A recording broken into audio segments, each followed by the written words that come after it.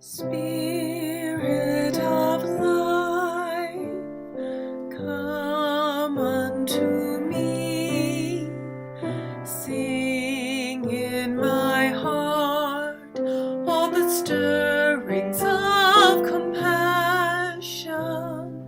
Blow in the wind, rise in the sea, move in the hand, giving life the shape of justice.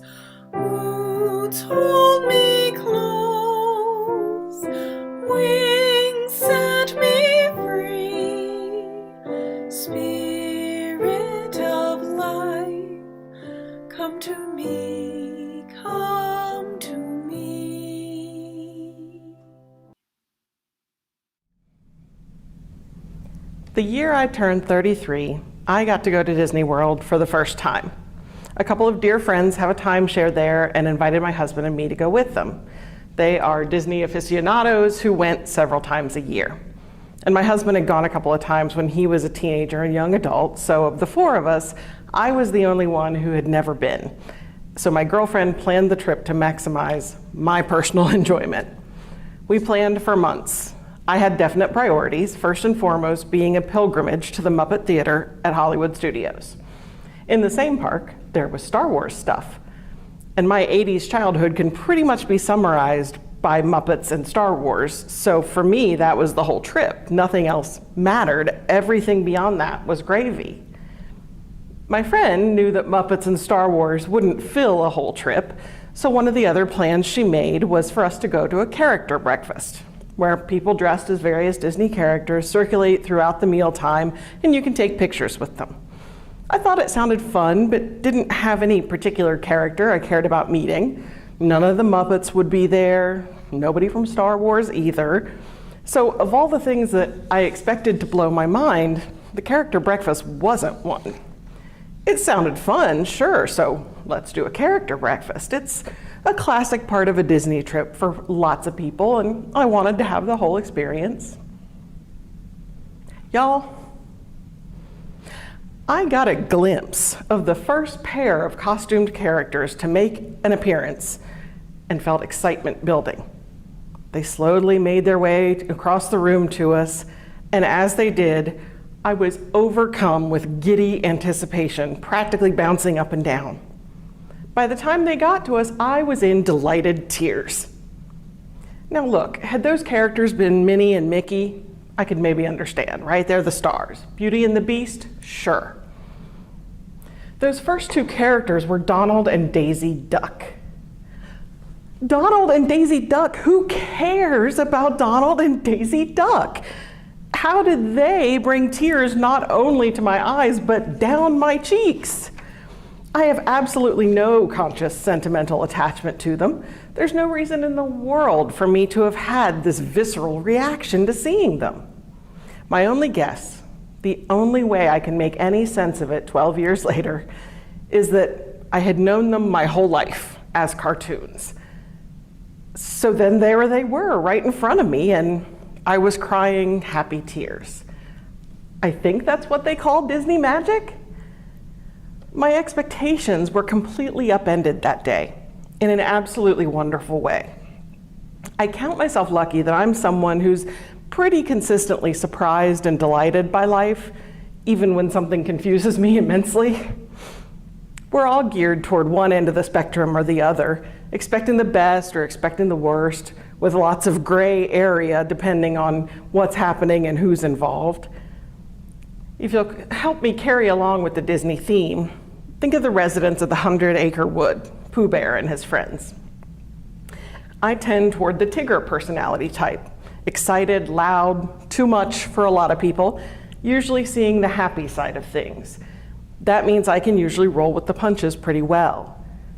You might be an anxious Piglet or a downtrodden Eeyore, someone who deals less well with the unexpected. Piglet because his anxiety makes him live in a nearly perpetual fear state, and Eeyore because he always expects the worst, even when he doesn't know what the worst is going to be. When Eeyore says, The sky has finally fallen. He immediately follows with, always knew it would. He will always see the worst in a situation, and Piglet will always see the most terrifying thing. That's because what we expect of the world shapes how we experience it, usually without our even realizing it. When Duke professor and behavioral economist Dan Ariely was at MIT, he and 2 other researchers conducted a study in which almost 400 people did a taste test of 2 beers. One beer was plain old Budweiser or Sam Adams. The other beer was one of those same brands with a few drops of balsamic vinegar added to it. Some people in this study were told which beer had vinegar in it before they tasted it. Most of them preferred the plain beer. Makes sense, putting balsamic vinegar in beer sounds wrong somehow. But some people tasted the beers without knowing how they were different, and 60% of them preferred the beer with vinegar in it. The beer tasted better with balsamic vinegar as long as you didn't know there was balsamic vinegar in it. Ariely and his fellow researchers say that this shows our expectations actually do affect our experiences. Parents instinctively know this. When you want your kid to try a new food and they ask what's in it, what do you say? Just try it, it's good, you'll like it. Researcher Leonard Lee, who was part of the beer study, says that when he was a kid, his mother gave him a nutritional supplement she said was syrup. He liked syrup, so he took it without thinking twice. Only later did he learn his syrup had been cod liver oil. I suspect he might have had some problems with taking cod liver oil every day. Syrup was fine. It's the difference between saying, I have to go to work today, and I get to go to work today.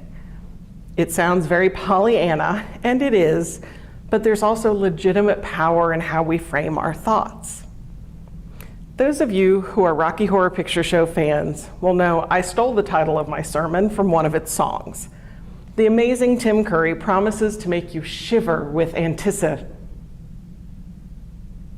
Pation. That's what the best expectations do.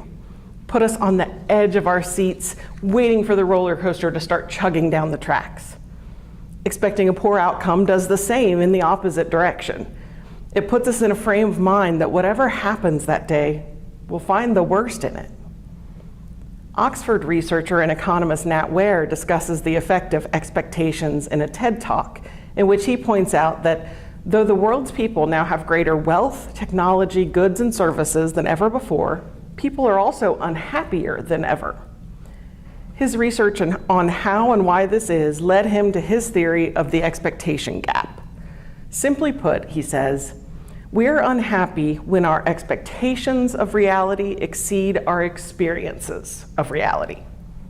He breaks this down further by pointing out gaps in expectations in what we imagine for our lives, and how we compare our lives to others, and what we expect the trajectory of our lives to look like. When someone imagines a life partner, that imaginary partner does all the things we hope. They're an amazing cook, a great dancer, the wittiest person at every party. Then we fall in love with someone who can barely make box mac and cheese, or hates dancing, thinks dad jokes are the height of comedy. Their partner's disappointed in ways we probably can't even pinpoint. Imagination makes the partner perfect. Reality makes the partner human, and therefore not the fantasy. The relationship is real, the love is real, yet the partner isn't what was imagined, and that's disappointing. They didn't live up to expectations. And it's entirely possible neither person was even consciously aware of these expectations, so how could they possibly be met? The next aspect of the expectation gap comes in the ways we compare ourselves to others. Ware says, it's almost as though we're running on a hedonic treadmill, constantly striving to be happy, but getting no closer, because when our standard of living improves, if everyone else's standard of living improves as well, we don't always feel happier. So when rising tides lift all boats, it seems like my life didn't get any better because I'm not doing better compared to others. His research shows that we tend to focus on the high end of things, those who are doing best by whatever measure, and see only our own shortcomings. Rarely do we think to notice those who are worse off than we are and feel gratitude for how well we're doing. The final piece of this expectation gap comes when we compare where we are today to where we used to be and find today lacking. Our culture teaches that we should always be improving, gaining knowledge, degrees, promotions, money. And most people, if they make less money or are in a lower position at work than they were 10 years ago, are unhappy about it. We want our lives to go like this rather than this. Ware points out this is true even when two people have an average lifetime income that is the same. The person whose income steadily rises is much happier than the one whose income gradually decreases, even though they make the same amount of money overall. So if we accept Ware's theory of the expectation gap, we might reasonably ask, what do we do about it? We examine the roots of our expectations. Expectations are very often rooted in experience. We think we are anticipating what's to come, but in reality, we're remembering what has already passed and projecting it into the future, for good or ill. A therapist of mine once framed it this way. Generally, we think of the past as what's behind us, and the future as what's in front of us. But, she said, really, the past is all that we can see ahead of us because we've already lived it. And the future is what's behind us, unknowable, unseeable. Think about going to work for the first day of a new job. None of us walk in with a fully blank slate. You carry with you everything good and bad about previous jobs you've had. If you left your previous job because you were unhappy with management, you might be wary of your new manager or incredibly hopeful about them. If you were laid off, you might walk into a new job simply grateful for a paycheck or scared that this job will end too.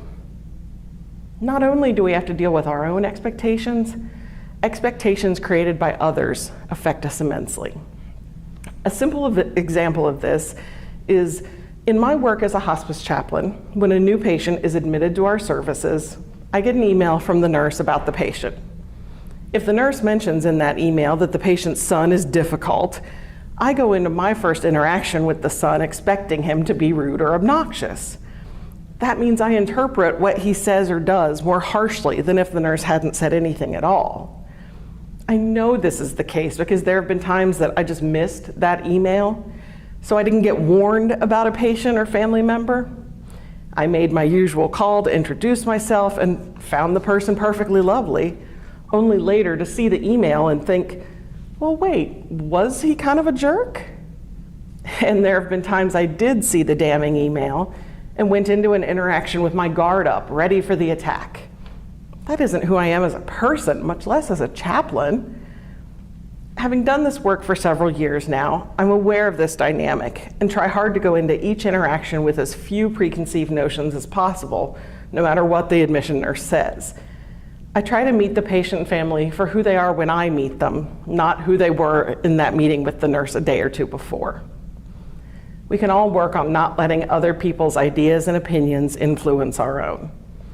Or maybe more accurately, we can work on noticing when they do, which is most of the time, and behaving the way we know to be right and true to who we are, not the way someone else thinks we should. We can expect others to be loving and generous. We can make them more likely to be by being loving and generous ourselves. We can offer forgiveness when we've expected the worst from someone and they've delivered. We can forgive ourselves when we fail to meet an expectation. We don't get the job, we hurt a friend's feelings. Expectations and reality just don't always mesh. Anyone who has suffered through infertility knows the crushing grief that comes with not being able to conceive or carry a baby to term. Someone widowed at 35 with 2 small children, finding themselves suddenly a single parent, loses 50 years of expectations and dreams and plans. Living with the disappointment and pain of having these expectations dashed is brutal. Yet there's also beautiful hope in the expectation that something amazing will happen.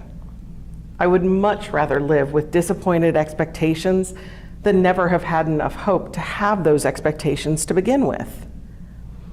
And this is very easy to say from my position of privilege as a cisgender, heterosexual, white woman with a full-time job and a partner who is also cisgender, straight, white, and fully employed.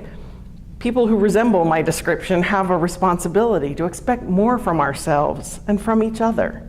When we do, everyone will benefit. Let's expect that driver to let us merge easily on the highway. Let's expect to be the one to speak up when someone says something offensive. Let's expect to love more radically and expect others will do the same. Let's us expect to accompany each other in the work for greater love and justice. Let's expect that we will keep getting better day by day and year by year. Let's revel in being delighted when we least expect it. Let's live in hopeful anticipation. May it be so. Amen, and blessed be.